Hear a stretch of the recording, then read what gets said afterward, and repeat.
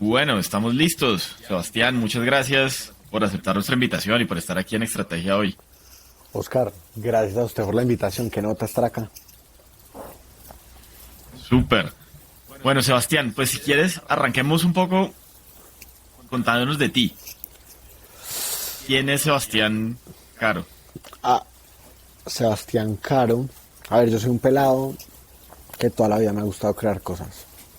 Siempre he sido muy creativo. Desde muy chiquito vendí en el colegio y ese fue tal vez mi primer negocio. Vendía dulces en el colegio. De hecho, perdí octavo por eso, porque me puse a vender en lugar de estudiar. Pero toda la vida me gustó crear cosas y me gustó mucho convencer. Me fascinaba persuadir a una persona. Y decidí entrar a la universidad a estudiar literatura y arte, un poco para fomentar esa habilidad creativa que siempre tuve de pasar de cero a uno. Me gustaba mucho leer y me comía cualquier libro que pasaba por enfrente. Me encantaba pintar y me encantaba dibujar. Y en algún momento de toda esta historia decidí montar mi primer negocio serio y combiné como esas habilidades de creación que siempre tuve con los negocios y empecé a vender productos por internet y monté la primera tienda virtual de regalos que existió en Colombia. Y en ese ejercicio pues fue bastante interesante porque aprendí mucho y aprendí dándome contra la pared, ¿no? Fue la primera compañía que monté y de ahí en adelante no paré. Y monté y monté y monté compañías, 5 compañías a las que les ha ido muy bien, para ser exacto. Y en algún momento me empecé a obsesionar con problemas que tuvieran como impacto regional, por decirlo así. Y terminé Ok. montando Honti, junto con 3 otras personas maravillosas, brillantes, que me enseñan todos los días, y terminamos decidiendo entrar a la mayor incomodidad de nuestras vidas, que fue montar Honti, una plataforma que hoy en día le ayuda a miles de personas a conseguir empleo todos los meses, que está tratando de acabar con el desempleo en América Latina. Entonces, ¿quién es Sebastián? Sebastián es un creativo, un loco, soñador, que le encanta leer, le fascina crear, que todo el tiempo está convenciendo personas para que se vengan a ayudarle a montar esta vaina que está tratando de cambiar el mundo y que no va a parar hasta que eso pase. Qué interesante. ¿Y cuáles fueron esas otras 5 empresas que montaste? La primera fue esta de regalos, pues no tenía un nombre como tal, yo le llamo la bodega e-commerce porque cada una de las marcas que teníamos tenía un nombre diferente y tenía una tienda virtual distinta. Y era una empresa que literalmente llegó a vender más de 5.000 productos al mes. Vendía de todo, desde tortas hasta flores, desde desayunos a domicilio hasta fajas. Llegamos a tener 11 marcas, más de 40 empleados. Fue una empresa que empecé a los 19 años, fue una empresa que vendía a los 22 años. Y fue la empresa en donde yo creo que me formé en las bases que necesitaba para poder ser un emprendedor. Después de eso, cuando vendimos esa compañía, nosotros teníamos mucha experiencia en e-commerce. Era lo que sabíamos hacer, vender por internet. Así que empezamos otra compañía que se llamó Datafreaks.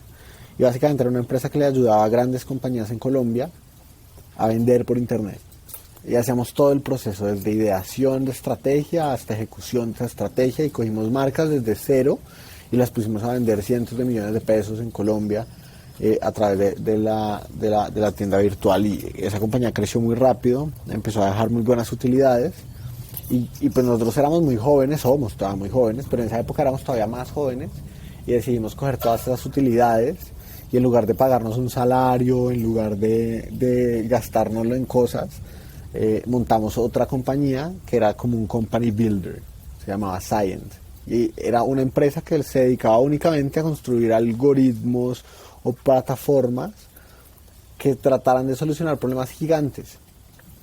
Entonces, todas nuestras utilidades las gastamos o las invertimos en aprender a construir startups de tecnología. Ahí intentamos crear un banco, me acuerdo mucho, para el sector agropecuario, pero nos fue pésimo. La regulación nos mató, no logramos poner el primer crédito. Intentamos crear un algoritmo que le ayudaba a los políticos a medir en tiempo real lo que la gente decía de ellos en redes sociales. Ningún político quiso utilizarlo. Intentamos hacer muchas, muchas cosas. Y uno de los proyectos que intentamos hacer era una plataforma para enseñarle a la gente habilidades que necesitaban para el mercado, pues para conseguir empleo, pero pero era habilidades duras, literal, era una plataforma de cursos virtuales en donde les enseñábamos a programar, temas de marketing digital, temas de data. Se llamó Doit, fue un éxito, nos fue muy bien con esa compañía, que fue la cuarta compañía que montamos. Después de todos estos proyectos que salieron mal, de ahí salió Doit, y gracias a esa compañía nació Honti, porque nosotros vendíamos muy bien, pero en un ejercicio muy de introspección y filosófico de tratar de ver cómo le agregábamos más valor a nuestros usuarios y de darnos cuenta que si bien vendíamos muy bien, teníamos unas métricas que no eran las mejores, la retención de los cursos era muy baja, la satisfacción de esos cursos también lo era. Pues decidimos sentarnos a hablar con muchos usuarios, cientos de usuarios, en Colombia, en México, en Argentina, preguntarles, hey, ¿por qué me compraste? ¿Por qué no me utilizas? ¿Por qué no me terminas? ¿Qué piensas de mis cursos? Y en ese ejercicio de preguntarle a esta gente qué pasaba y qué le gustaba y qué no, nos dimos cuenta que había un dolor más grande que no habíamos entendido al principio, y es que la mayoría de nuestros usuarios nos decían, oiga, venga, es que por culpa de la pandemia me quedé sin empleo y creo que su curso, si yo pongo la certificación de su curso en mi hoja de vida, pues me va a ir mucho mejor y voy a conseguir empleo más rápido y mejor pago. Y esto se repetía en Colombia, en México, en Argentina, en Perú, en cientos de usuarios que no se conocían entre ellos, y ahí empezamos a decir, ok, acá el problema es empleabilidad, la gente no sabe buscar empleo o no puede conseguir empleo. Y eso combinado con un research y con una investigación muy fuerte que hicimos en temas de empleabilidad, nos encontramos con dolores muy grandes que enfrentaban los candidatos a la hora de buscar trabajo. Yo no sé, Oscar, si tú alguna vez has buscado empleo, pero en ese ejercicio nos dimos cuenta, oiga, el candidato que busca trabajo vive solo, en incertidumbre y con un montón de estrés en el proceso.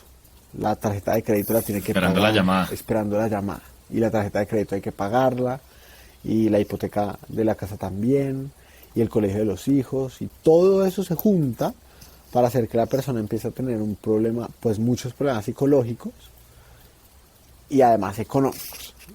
Y ahí nació Honti, que fue la quinta compañía, y yo creo que la última compañía que estamos desarrollando.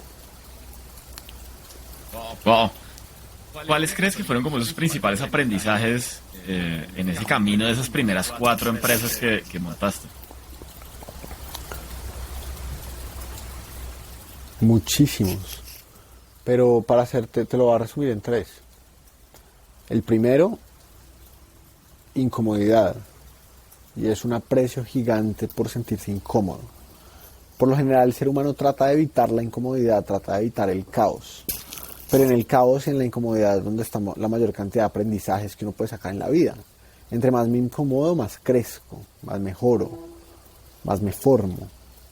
Y esa incomodidad, pues es muy incómoda porque precisamente uno no está en una situación de control. Son situaciones por lo general impredecibles. Empezar una compañía y luego escalarla a toda velocidad y al año y medio tener que liderar a 300 personas es una situación de mucha incomodidad. Pero en esas situaciones es donde más crecemos. Y aprender a querer estar ahí, sentirse incómodo, sentirse retado, es un acto de filosofía, es un acto de resiliencia muy fuerte. Y yo creo que eso es lo que hace que los grandes sean grandes al final del día. Haber estado enfrentados a situaciones de mucha incomodidad durante mucho tiempo. La segunda es, el segundo aprendizaje fuerte, yo creo que es uno como CEO y como founder de una compañía no tiene que sabérselas todas, pero sí tiene que estar dispuesto a aprenderlas todas. Entonces yo no sabía de levantar capital, pero me tocó leerme todos los libros posibles de cómo hablar con un inversionista y cómo aprender a negociar para poder cerrar una ronda. Yo no sabía liderar a 250 personas, pero me tocó traer a una mano derecha que me enseñara cómo. Yo no sabía muchas cosas y la gran mayoría de cosas que hoy en día sé, hace 5 o 6 años no las sabía cuando empecé mi primer negocio, porque estudiaba literatura y arte. No sabía cómo vender, no sabía cómo convencer personas, no sabía cómo montar una tienda virtual, no sabía cómo hacer e-commerce, no sabía de empleabilidad, pero siempre ha estado esa curiosidad de de mi parte de querer aprender, de querer leer, de querer inspirarme con documentales, de ver biografías, de hablar con personas y aprender, aprender, aprender, aprender. Y el tercero tiene que ser una mezcla entre, no mentiras, el tercero definitivamente, el tercer aprendizaje es aprender a ejecutar. Y esa ejecución de 0 a 1 es lo más importante. O en mi caso lo ha sido. Porque cuando tú mezclas querer aprender absolutamente todo lo que se te pasa por enfrente, con querer incomodarte, y eso lo combinas con saber construir, el mundo es tuyo. Saber construir, ejecutar. Interesante. Voy a volver un poquito al tema de la incomodidad. En tu caso, ¿eso es un tema consciente o fue un tema que empezaste a desarrollar o que fuiste desarrollando con el tiempo y pues un poquito la experiencia emprendedora? No, para nada, al principio no fue consciente. De hecho, me acuerdo mucho que la primera quiebra que tuve, yo he tenido muchas quiebras en la vida, pero la primera quiebra que tuve fue como a los 2 meses de haber empezado esta tienda de regalos en mi casa. Y esto era tan, pero tan difícil que un día a las 4 de la mañana mi mamá se sienta conmigo y me dice, mire lo que se gastó en la tarjeta de crédito. Yo en esa época pautaba en Facebook y pensé que me había gastado 400.000 pesos colombianos, pero realmente me había gastado 4 millones de pesos colombianos. O sea, le había metido un cero más a la ecuación. Y esa fue mi primera quiebra y yo le dije a mi mamá, no. Yo en ese momento estaba todavía en la universidad, no me había graduado. Y le dije a mi mamá, no, definitivamente no. Esto no es lo mío. Voy a tirar la toalla, me quebré, mami, nunca te pagaré esa plata. Y mi mamá me dijo, no sea bobo, si se va a quebrar, quiébrese, pero quiébrese con toda, y quiébrese a los 20, que no es nadie, que no tiene hijos, que no tiene una hipoteca que pagar, en lugar de quebrarse a los 30. Yo le presto esa plata y siga. Y me prestó la plata, me dio como esos ánimos para seguir, pero yo ya había tirado la toalla. La incomodidad es algo que llegó a mi vida es una conclusión a la que he llegado después de muchos años de leer muchos libros, de tener muchas conversaciones con amigos que me han enseñado efectivamente a cogerle cariño, a sentirse incómodo, a entender que el crecimiento personal, que el crecimiento económico y que el crecimiento, no dejémoslo en esas, crecimiento personal y económico, no vienen de estar en la comodidad de un trabajo en donde no me siento retado, no vienen de estar en una relación en donde ya no aprendo, o no vienen de estar de la costumbre, ni del hábito, ni de la comodidad. Vienen de todo lo contrario. Vienen de la inspiración nace del deseo de no morir. Nace del deseo de supervivencia, de pucha, ahora que me voy a inventar para levantar la ronda si me falta un mes, o miércoles, ¿qué voy a hacer para que la compañía no se quiebre en 6 meses? ¿Sabes? Y eso aplícalo en todos los aspectos de la vida. ¿Qué me hace falta para llegar a ser lo que soy? ¿Cómo lo puedo aprender? Y hay diferentes formas de aprendizaje, pero yo creo que la experiencia, aprender haciendo, es lo que más te enseña. Y cuando no sabes hacer algo y te enfrentas a tener que hacerlo, esa incomodidad es, pucha, ¿y ahora qué voy a hacer para aprender? Y esa curva de aprendizaje es súper empinada, te pegas durísimo, te caes 1000 veces, te raspas, pero si aprendes a entender que esa raspada, que esa pegada, que esa caída es lo más importante y le coges cariño, estás del otro lado. Total. Oye, como, digamos, a veces cuando uno tiene esos procesos, como el que tú has tenido, pues evidentemente te da toda esa posibilidad de hoy en día querer incomodarte, sentirte cómodo en la incomodidad, ver la incomodidad como ese paso de poder lograr más cosas. Pero ¿cómo le transmites eso a tus equipos, por ejemplo? Que no es tan sencillo, ¿no? Hoy, sobre todo en una sociedad como la de hoy, que vivimos tenemos que vivir rico, tenemos que vivir bien. ¿Cómo transmitir eso, de alguna manera? Muy buena pregunta, te lo divido en 2 cosas. Y la primera es, busca a las personas correctas. Nosotros en Honti, por ejemplo, somos muy claros cuando reclutamos y le decimos a la gente, o sea, en Honti solo contratamos gente que quiera construir cosas grandes en la vida. Y eso no es para todo el mundo. Gente que le gusta trabajar bajo presión y que entienda que trabajar con nosotros va a requerir un trade-off entre su vida personal y lo que hace en Honti. Y eso puede ser cuestionable. Hay compañías que no son así y no todas las personalidades encajan dentro de este tipo de personas o de compañías como nosotros. Pero nosotros decidimos actuar de esta forma y es lo que nos ha funcionado porque es nuestra ética de trabajo y pues es nuestra personalidad. Así es nuestra cultura. Y cuando tú entras a trabajar a un lugar en donde todo el mundo está igual de loco a ti, quiere crear algo gigante y cambiar el mundo y ayudarle a más personas a conseguir empleo, pues es muy bacano porque te rodeas de muchas personas que te están empujando y te están retando a ser mejor. Personas que todo el tiempo te cuestionan, que te dan feedback y que no toleran tus tendencias autodestructivas, que siempre van a querer empujarte hacia más. Y ahí es súper importante. Y hay un autor que lo dice muy bacano, que es Jordan Peterson, que rodéate de personas que quieran lo mejor para ti. Rodearse de personas que busquen lo mejor para ti no es más fácil, por el contrario, es más difícil. Porque estas personas te van a retar, porque estas personas no van a tolerar ningún tipo de tendencia autodestructiva y siempre te van a estar diciendo cuando las cosas estén mal. Eso es verdaderamente quererte. Y ese es el primer paso que necesitas, rodearte de las personas indicadas. Y el segundo paso que necesitas, Oscar, sin lugar a dudas, es, ya tienes el ecosistema y el entorno creado, ahora déjalos crear y ponles metas que los obliguen a incomodarse. Y ponles una visión tan grande que simplemente no entiendan qué se van a tener que inventar para llegar allá.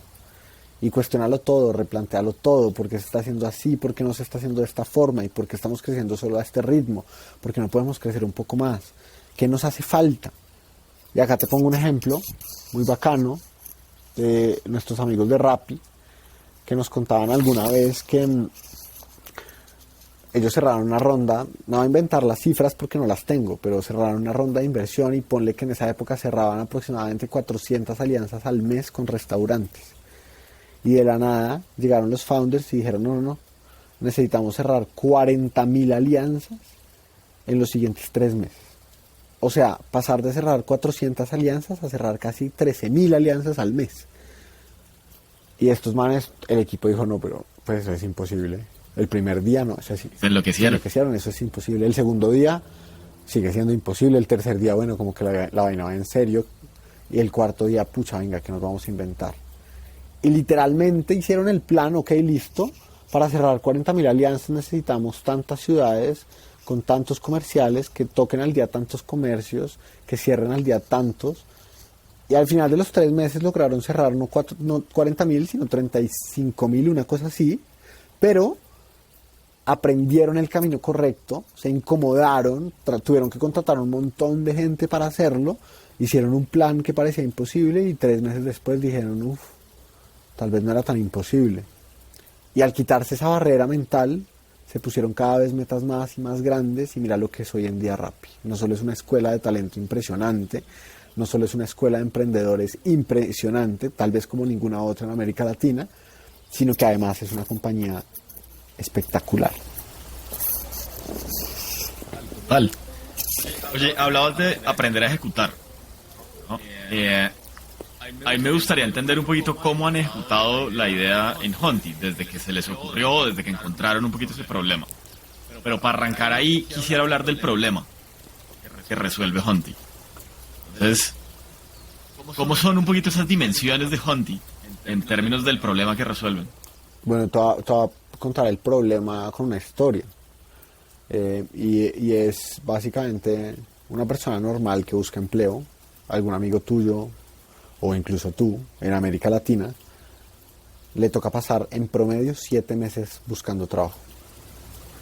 O sea, si tú te quedaste sin trabajo hoy, las estadísticas dicen que vas a pasar 7 meses sin ingresos, gastando plata, preocupado y con incertidumbre de si vas a llegar.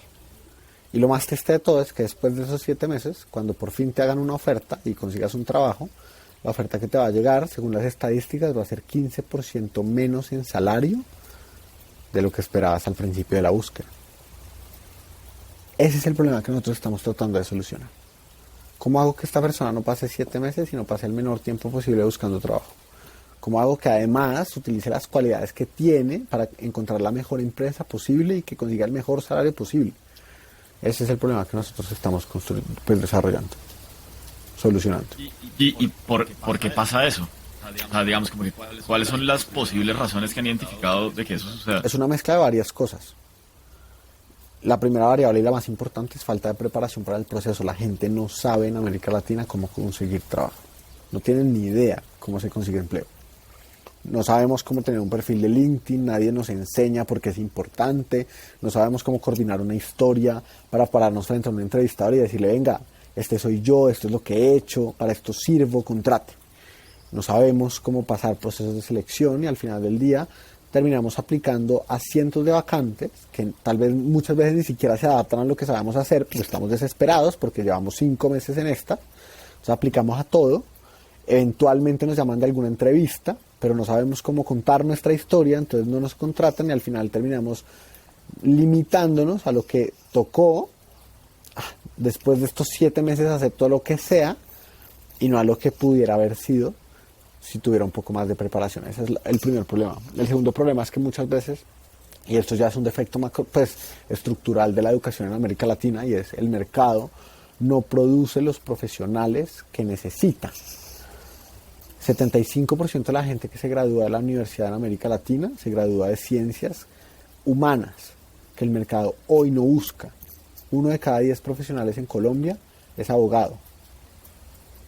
Yo estudio literatura.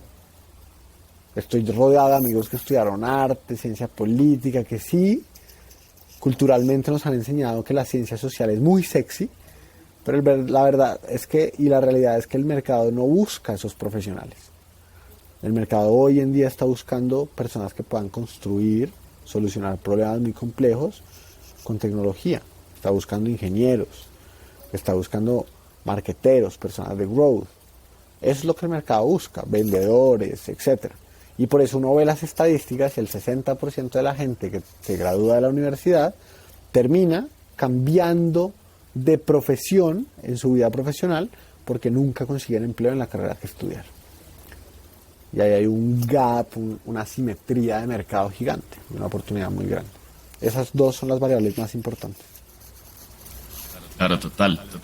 Está muy interesante porque al final es una combinación también de oportunidades, pero de desarrollo de habilidades, ¿no? De las habilidades correctas. De las habilidades de correctas, manera. Tanto blandas como duras, de acuerdo. Bueno, muy interesante. Entonces hay ese problema enorme. ¿Cómo probaron el problema? ¿Cómo probaron la idea? ¿Cómo empezaron? Fue muy rápido. Mira que en menos de una semana nació Honti. Honti, nos sentamos a hablar con todos estos usuarios. Los usuarios nos decían, a ver, la historia real es, estábamos en Do It, estábamos cansados porque si bien vendíamos mucho, el negocio no prosperaba. Do It era esta compañía en la que le enseñábamos a la gente a programar y temas de marketing digital y todo esto. Y estábamos frustrados, el negocio no daba, la pandemia nos había dado 3 vueltas, no estábamos llegando, habíamos pasado de tener un equipo gigante a tener un equipo como de 5 o 6 personas. Yo personalmente estaba en una crisis emocional muy fuerte por todo lo que estaba pasando. Y empezamos a hablar con estos usuarios y los usuarios nos decían, no, es que yo solamente necesito la certificación para ponerla en la hoja de vida. Y se empezaba a repetir. Pero en una de estas, quien es mi socio hoy en día, en esa época se había cansado y se había ido a trabajar a una consultora que se llama BCG. Y en una de estas, Santi me dice, Sebas, busque trabajo. Paremos de emprender un par de años, aprendamos de los mejores, vaya, trabaje con Simón o con alguno de todos estos founders bacanos que están saliendo al mercado a construir empresas gigantes, cojamos experiencia de ellos y volvamos y en un par de años montemos algo. Busque trabajo. Y yo salí feliz, convencido, diciendo, ¿sabe qué? Sí, voy a buscar trabajo. Me convenció de buscar trabajo. Quien lo convencía a él de hacer locuras era yo. Y esta vez él me convenció a mí. Busqué trabajo y encontré trabajo en una semana. Un excelente trabajo como Head of Growth en una startup que hoy en día está en Serie C. Me fue muy bien. me ofrecieron un muy buen salario y para una persona como yo que nunca había tenido experiencia, pues, o sea, siempre fui emprendedor, nunca he trabajado para nadie, me fue muy bien y conseguí trabajo muy rápido. Pero antes de entrar a trabajar en esta compañía, me reuní con unos amigos, me acuerdo, en la mitad de la pandemia me reuní con unos amigos y les dije, es que conseguir trabajo es muy fácil. Y entonces mis amigos empezaron a decir, ¿de qué habla? Eso no es verdad. Fue un comentario bastante arrogante de mi parte. Eso no es verdad. Yo llevo 2 años buscando empleo, yo me gradué de la universidad, hice mis prácticas y no he podido conseguir, mi papá se demoró no sé cuánto tiempo. Conseguir empleo es cero fácil, Sebas, ¿qué le pasa? Y yo empecé a preguntar muy curiosamente por qué, cómo lo hacen, cómo buscan.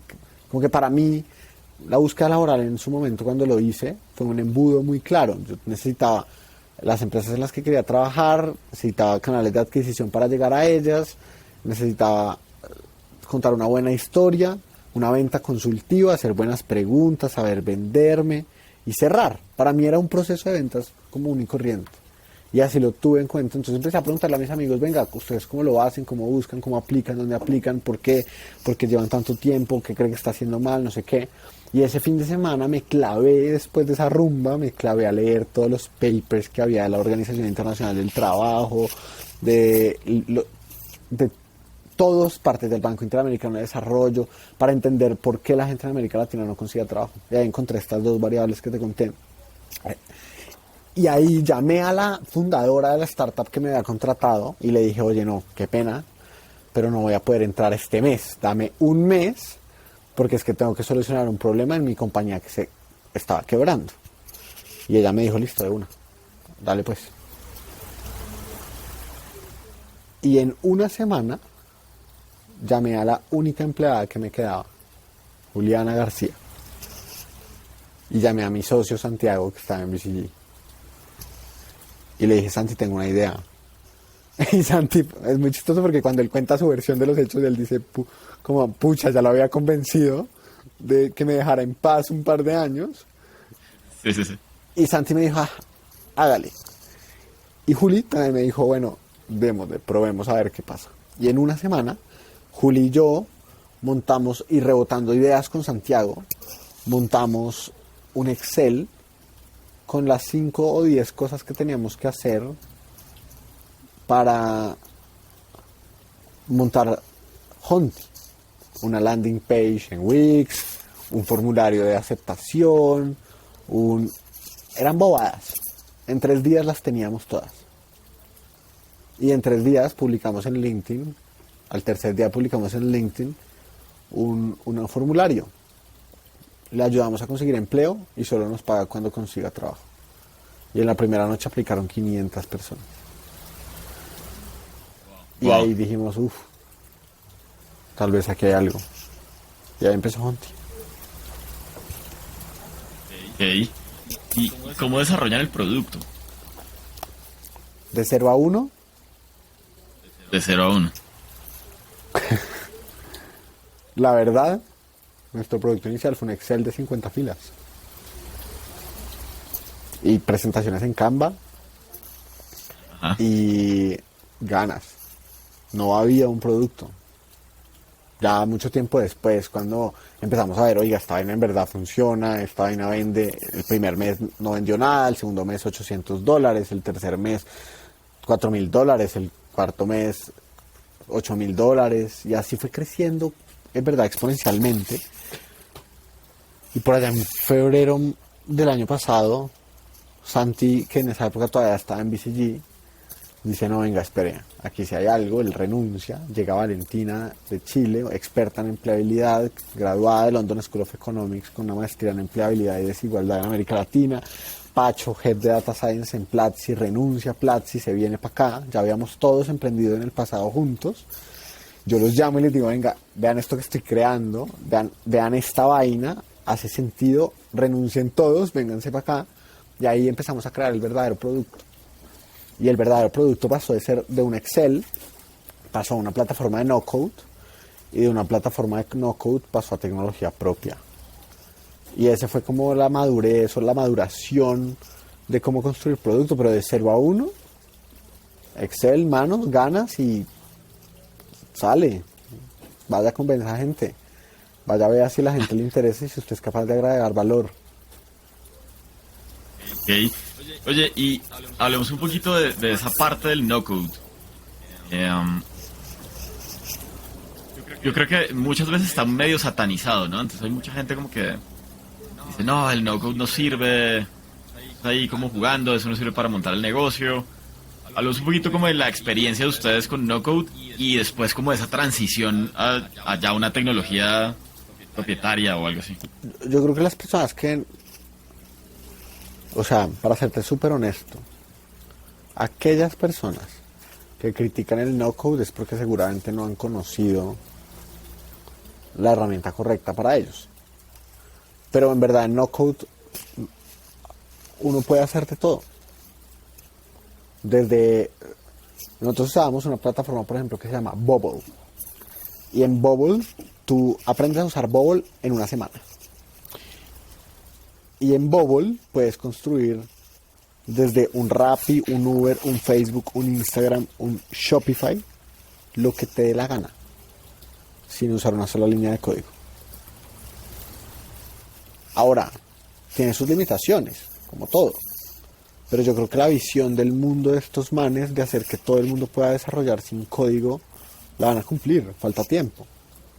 Pero yo estoy seguro que a futuro las compañías no se van a, o sea, tú no vas a tener que ser un desarrollador en Python para poder crear. A futuro va a ser completamente distinto, cualquier persona va a poder construir cualquier cosa y va a poder escalarla. Estas tecnologías son completamente disruptivas y van a cambiar el mundo, ya lo están haciendo. Nosotros levantamos, o sea, nosotros construimos Honti, lo llevamos a vender $1,500,000 al año sin echar una sola línea de código, a punta de no code. Con eso levantamos nuestra primera ronda, $2 millones, y ya cuando se nos hizo corto, porque tiene limitaciones, decidimos migrar a nuestra tecnología propia. ¿Cuáles son esas limitaciones? ¿Cuáles fueron como las limitaciones En nuestro principales que se encontraron? en nuestro caso fueron escalabilidad, o sea, al final del día no estaba hecho para tener tantos usuarios, para recopilar tantos datos, y también un gran error nuestro de falta de conocimiento en arquitectura. Entonces todos iban poniendo como un brazo encima del otro y al final pues todo era, o sea, terminó siendo una plataforma que funcionaba, pero pues súper lenta, con muchos problemas. Y ya cuando tienes esta escala, tantos usuarios, y combinas eso con este producto, pues el producto se trababa, se demoraba, no funcionaba bien, y ahí fue el momento de decir, bueno, migremos. Y hoy en día entiendo también las ventajas del otro lado, ¿no? Entiendo las ventajas de poder construir productos de tecnología desde cero, porque son mucho más organizados, tú controlas toda la infraestructura, por ende pueden ayudar más y agregar más valor al usuario, al cliente final, pero no son tan rápidos como Bubble o como un producto no-code. En no-code yo podía crear en una semana una plataforma que en tecnología propia me hubiera costado 3 meses. Y esa velocidad al principio, cuando estás empezando, cuando estás iterando, cuando estás buscando ese product market fit imposible, en donde todas las compañías mueren, esa velocidad y esa economía de iteración, porque iterar en un no-code es muy barato, es un diferencial gigante. Claro, y en esas primeras etapas, pues poder experimentar rápidamente con el producto pues tiene mucho valor. Ahora, ¿cómo ha sido el proceso de transición a la tecnología propia? ¿Cómo ha sido el proceso de transición a la tecnología propia? Fue un proceso, fue una migración que nos tomó un par de meses, la verdad, con un equipo de producto y de tecnología que la dio toda y que requirió de mucha priorización para entender cuáles eran las funcionalidades que agregaban valor de verdad a los usuarios y cuáles no. O sea, cuáles debían migrar y cuáles no. Y fue muy chévere porque fue un proceso en donde lo primero que tuvimos que hacer fue armar un equipo de tecnología de verdad, ¿no? Nosotros teníamos desarrolladores de Bubble y no, nos tocó traernos un Head of Product que nos lo robamos de Affiti, nos tocó traernos a un Head of Backend, a un Head of Frontend y armar un equipo que hoy en día es el más grande de Honti, pero lo armamos en tiempo récord aprendimos en tiempo récord nosotros también esto y empezamos a ejecutar lo que hoy en día pues es la plataforma. Pero fue una curva de aprendizaje otra vez de muchísima incomodidad,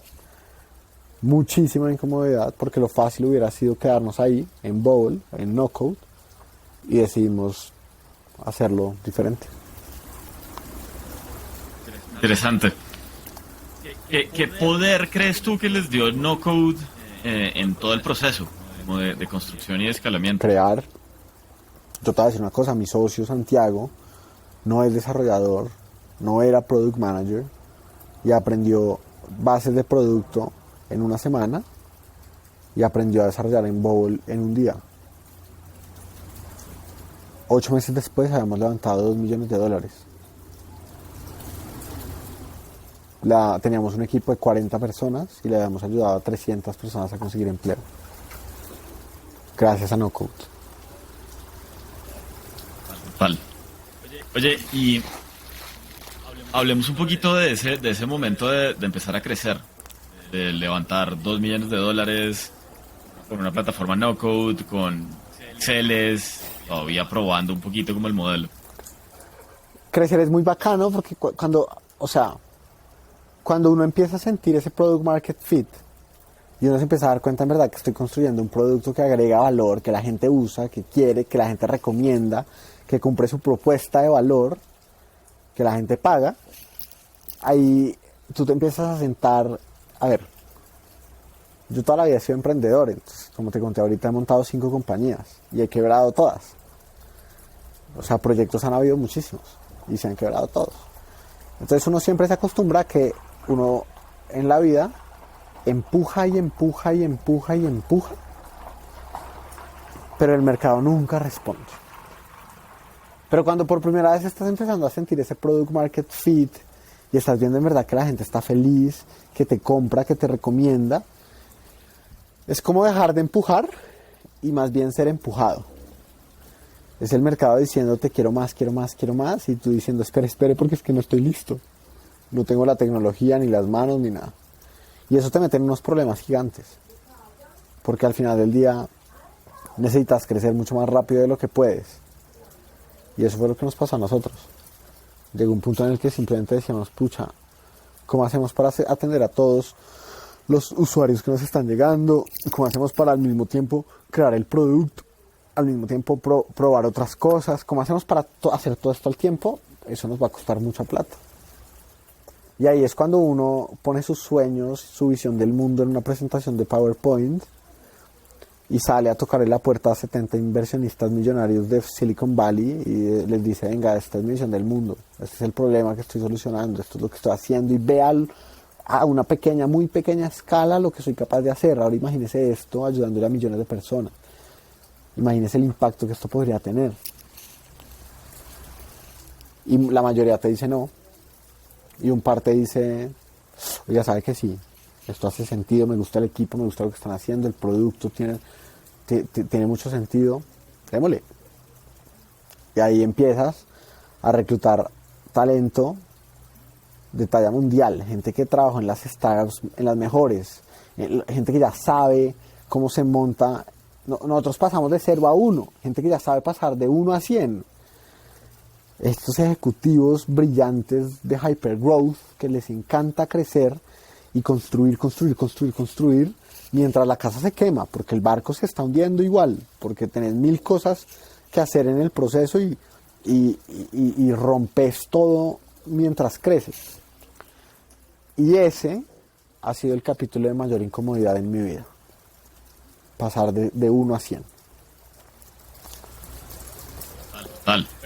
Pero no te puedes salir de ahí, es bien curioso. Yo siento que cuando uno tiene como esa habilidad y gusto por crear cosas, siempre quiere estar de 0 a 100, ¿no?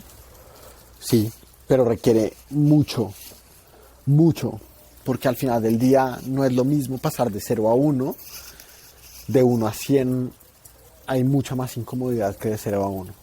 De 0 a 1 puede haber más frustración, porque tienes que empujar y tienes que ser muy resiliente. De 1 a 100 tienes que ser mucho más organizado, tienes que ser mucho más maduro, Tienes que saber rodearte de personas mejores que tú. Tienes que saber lidiar con la frustración y con problemas que nunca antes habías lidiado. Tienes que saber liderar a gran escala. Tienes que volverte ya no solamente un founder, sino un buen gerente. Que motive. Y empiezas a tener más estructura, ¿no? Mucha más. No es lo mismo liderar un equipo de 5 personas buscando product market fit y nos movemos súper rápido que tener una organización de 300 empleados o imagínate Rappi, 7,000 empleados mirando cómo lo hago, cómo los lidero, cómo los organizo, cómo los motivo, cómo les muestro una visión, cómo hago que la gente no pierda el tiempo en cosas que no agregan valor, cómo les enseño a priorizar, cómo los reto, cómo les enseño que el cliente va primero. Los retos son mucho más grandes. Y por eso es el capítulo de mayor incomodidad en mi vida. Yo siempre fui bueno en el 0 a 1. Y hoy en día estoy viviendo esa curva de, necesito estar a la altura. Sí, total. Qué interesante eso que dices. Ahorita, de hecho, hablabas de un tema bien interesante. Me estaba leyendo el fin de semana un libro que se llama Masters of Scale, que es del podcast de Reid Hoffman. Buenísimo. Es buenísimo. Y en los primeros capítulos el tipo habla de los no, y de los tipos de no. Entonces un poquito la pregunta es ¿cuántos inversionistas tuviste que contactar para esos $2 millones iniciales? ¿Cuántos no recibiste y cómo fue también ese momento, ¿no? Porque uno empieza a ver tracción, se empieza a enamorar más de esa idea de cambiar el mundo a través de lo que se le ocurrió, y un montón de gente le empieza a decir que no. Sí. Entonces, ¿cómo fue ese momento? Sí, esa ronda yo creo que fue tal vez lo más difícil que yo he hecho en mi vida. Hoy en día hay un equipo muy bacano de gente brillante que me ayuda a levantar plata, pero en ese momento era yo. Y era un equipo brillante de gente ejecutando, y yo les dije, venga, ahí está la bendición, crezcan mientras yo me voy a levantar la ronda. Y me desconecté de la operación, 2 meses. Me reuní con 77 fondos y solamente 8 entraron. Para que te hagas la cuenta de los nos. El 90% de la gente te dice no me gusta el producto, no, esta vaina no es cara, no me gusta el equipo, usted no tiene experiencia en esto, aquí donde hay tecnología, no. Y ese no hace que tú te empieces a replantear absolutamente todo, los fundamentales del negocio, si estás haciendo lo correcto. Entonces yo llegaba a veces y les decía, no, es que los fondos están pidiendo esto, no esto. Hasta que en algún momento entendí que uno tiene que ser muy determinado y resiliente y confiar en tu visión del mundo. Si te has tomado el trabajo de sentarte genuinamente a entender el problema que estás solucionando, a hablar con tus usuarios y a construir una visión de para dónde quieres llevar tu compañía, cásate con eso y véndela. Y explícale, más que hacer un ejercicio de tratar de convencer a las personas o de tratar de hacer que, más que un ejercicio de ir hacia donde el inversionista quiere que vayas, enséñale al inversionista porque tu visión hace sentido. Si hace sentido, si no hace sentido, cámbiala. Pero muéstrale y sé lo suficientemente terco y visionario como para decirle, mira, es que yo he estado en la trinchera, es que yo me he sentado con mis usuarios, es que yo he hablado con ellos y sé que el dolor es este y se soluciona de esta forma. Y combina eso con mucha resiliencia, combina eso con una capacidad muy fuerte de poder contar una historia que sea empatizada, como que la gente pueda empatizar con ella, y con un proceso de ventas como cualquier otro, con un embudo en donde tienes canales de adquisición, necesitas conseguir reuniones, saber venderles de una forma consultiva y otra vez cerrar. Y nosotros hemos levantado 6 millones hasta ahora, $6 millones, y ahí tendrás esa plata en el banco que funcionará como gasolina para poder crear y seguir creando. Eso que dices es bien interesante.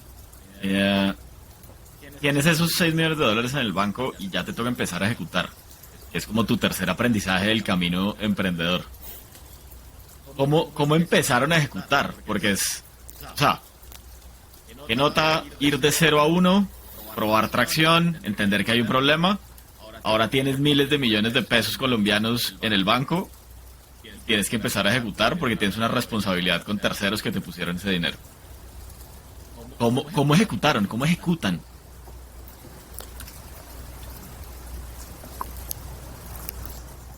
A ver, yo creo que a nosotros nos salió muy natural, porque nosotros somos muy de hacer, si te soy súper honesto. Y como te dije ahorita, reclutamos personas que se parecieran mucho a nosotros en esos fundamentales, en querer construir. Muchos emprendedores, muchas personas que venían con backgrounds en su pasado de solucionar problemas muy complejos, y simplemente les dimos las herramientas para que hágale, construya. Y los rodeamos de personas similares a ellos que quisieran construir. Y los dejamos construir. En cosas muy buenas y también en cosas muy malas, ¿no? O sea, Honti tiene huecos gigantescos que estamos tratando de llenar, porque en esa velocidad, al hacer 10 cosas al tiempo, se te quedan 100 sin hacer y uno tiene que priorizar, y nosotros priorizamos ciertas cosas que hoy nos han dado los mejores aprendizajes, pero esa ejecución yo creo que nace de una visión clara, de una meta clara. Hay que llegar a esto, y de tener la gente lo suficientemente buena y autónoma y creativa para decir que me voy a inventar este mes para llegar. Ok. Bueno, ya estamos terminando, Sebastián, pero un par de preguntas más. ¿Qué le dirías a esa gente que tiene ideas y que quiere sacarlas adelante? Hay una parte de tu historia que me parece muy interesante, y es que, sobre todo en Latinoamérica, siento que la gente cree que necesita tener unos conocimientos en tecnología muy, muy desarrollados para poder emprender en tecnología. Y eventualmente son cosas que pues, se aprenden en el camino, pero no tienes que ser un ingeniero para poder emprender en tecnología. ¿Qué le dirías un poco como a esa gente que tiene ideas y que quiere sacarlas adelante? Buena pregunta. Hay dos cosas que uno puede hacer, la verdad. Hay dos caminos. Está el camino Está un camino que es el que hice yo, que es empieza como sea, con un Excel o con un producto no code, o vete a Wix y arma una landing page, o empieza como sea y date contra la pared 152.000 veces durante 10 años hasta que eventualmente construyas tu Honti. Y aprende a los golpes y quiebrate 20 veces, y seguramente tendrás una historia divina para contar, aprenderás muchísimo en el proceso y te va a ir muy bien. Depende mucho de tu forma de aprender. La mía es esa. Yo aprendo haciendo. Hay otra opción, y es: no empieces todavía. Ve y trabaja con alguien que ya vaya mucho más avanzado que tú y que te enseñe cómo lo hacen ellos. Entonces, hoy hay muchos emprendedores que nosotros contratamos mucho emprendedor. Nos gusta mucho porque es la gente que más sabe ejecutar y construir de 0 a 1. Pero el camino que nosotros hemos recorrido y todos los golpes que nos hemos dado y todas esas quiebras que hemos tenido nos permiten acortarle la curva de aprendizaje a esas personas. Hay cosas que simplemente uno sabe que no es por la izquierda, es por la derecha. Coge por la derecha. ¿Por qué? Ven, te cuento el por qué. Y aprenderle a esos founders o a esas personas cómo se hace te da mucha más estructura para que cuando lo vayas a hacer tú sepas el paso a paso, aunque obviamente entendiendo que hay una gran incertidumbre en cómo se tiene que hacer todo y que todas las condiciones y situaciones son diferentes porque el contexto cambia, pero vas a tener la estructura mental y de experiencia de, ok, esto se hace así por X y Y razón, y te vas a ahorrar mucho tiempo en discusiones filosóficas, te vas a ahorrar mucho tiempo en golpes bobos, en quiebras estúpidas, porque vas a entender qué agrega valor y qué no, de la experiencia de gente que se tomó el trabajo de sufrir durante muchos años para llegar ahí. Cualquiera de las dos opciones es buena. Yo no me arrepentiría nunca de haberme estrellado 50 veces, de quebrar 20 compañías. nunca. Y las mejores historias de mi vida salen de ahí. Y los mejores aprendizajes salen de ahí. Pero están esos dos caminos. Aprende de alguien que ya lo haya hecho, de cerca, no como un mentor, sino pucha, ve y úntate las manos con él y ayúdalo a construir. O arranca sin miedo, como puedas, con las uñas, y dale. Total. ¿Cuál es el peor consejo que te han dado?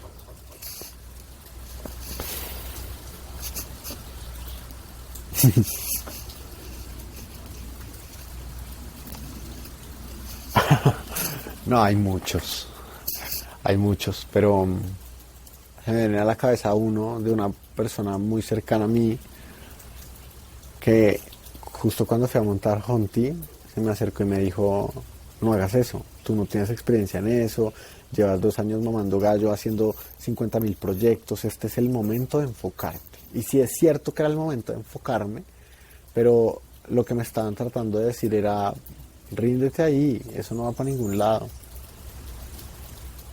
Y ahí, pues, mi respuesta un poco egocéntrica tal vez pudo haber sido, mírame cómo lo hago. Y hoy Honti es Honti. Pero en su momento dolió mucho ese consejo. Claro. ¿Cuál es el libro que sí o sí nos tendríamos que leer? No, pero esa es una pregunta demasiado compleja. Porque yo intenté estudiar literatura, entonces me encanta leer, leo mucho. Pero, a ver, por ejemplo, como hablando de la incomodidad, Antifrágil es un libro que habla de la incomodidad. El ser humano se beneficia del desorden, del caos. Y es toda una filosofía que escribió un economista que se llama Nassim Taleb, librazo, muy bueno. Entonces lo recomiendo mucho cuando se habla de eso. Ahora, cuando se habla un poco de self-awareness y autoconocimiento, ahorita me terminé un libro muy bacano que se llama Encontrando a la sombra. Cuando uno llega a un cargo de estos, pero uno no debería esperar a eso, sino cuando uno en la vida debería aprender a conocerse un poco más. Y enfrentarse a uno mismo es tal vez uno de los retos más difíciles que la mayoría de personas nunca logra hacer.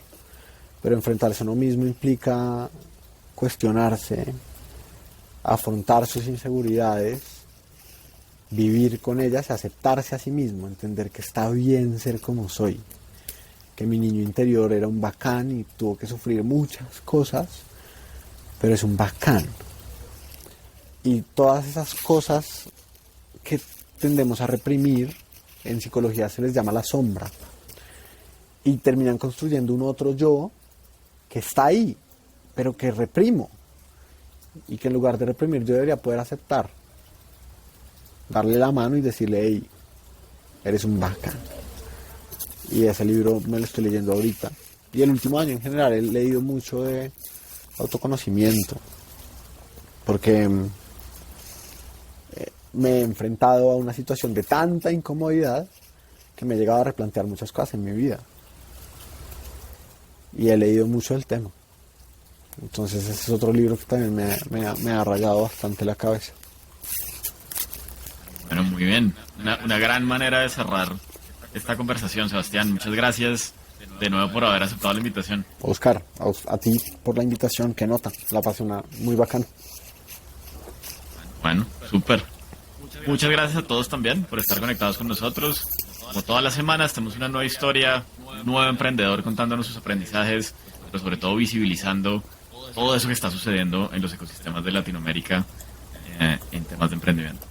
Gracias, nos vemos la próxima semana.